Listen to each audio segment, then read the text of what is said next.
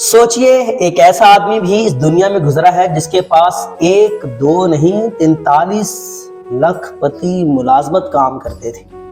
نام تھا Andrew Carnegie, steel کا بادشاہ جو اسکاٹ لینڈ کے ایک غریب گھرانے سے اٹھا اور امریکہ کا سب سے بڑا اسٹیل بنانے والا بن گیا۔ آج کے دور میں 10 لاکھ بہت بڑی رقم ہے۔ ذرا 1920 کی دہائی کا تصور کیجیے، اس زمانے میں یہ رقم کتنی زیادہ بڑی ہے، اور ایسے زمانے میں 43 لاکھ پتی اس کے ملازم تھے۔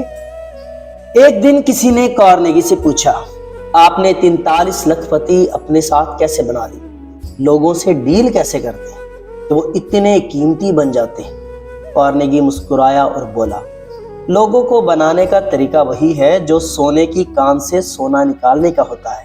جب سونا نکالتے ہیں تو 1 اونس سونا حاصل کرنے کے لیے ٹنوں مٹی ہٹانی پڑتی ہے، لیکن عقل مند کان مٹی ڈھونڈنے نہیں جاتا، وہ سونا ڈھونڈنے جاتا ہے۔ ہم سبھی روزانہ یہی کام کرتے ہیں، ہم بھی مائنرز ہیں، بس ہمارا میدان انسانوں کے دل اور رشتے ہیں۔ کچھ لوگ جہاں جاتے ہیں مٹی ہی مٹی جمع کرتے ہیں، ہر جگہ خامیاں، ہر بات میں عیب۔ اور اگر آپ لوگوں میں چھپے ہوئے سونے یعنی ان کی صلاحیتیں، ان کی خوبیوں کو تلاش کریں گے تو آپ کے رشتے، آپ کی ٹیم، آپ کا ماحول سب بدلنے لگیں گے۔ سوال یہ نہیں کہ لوگوں میں برائیاں ہیں یا نہیں، سوال یہ ہے آپ ڈھونڈ کیا رہے ہیں، سونا یا پھر مٹی؟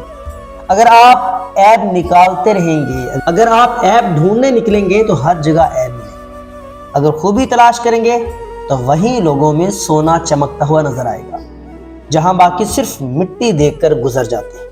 اللہ تعالیٰ نے قرآن میں یہ صاف اصول واضح فرما دی، لیسا للانسان الا ما سعی، اور یہ کہ انسان کے لیے وہی کچھ ہے جس کی اس نے کوشش کی ہے۔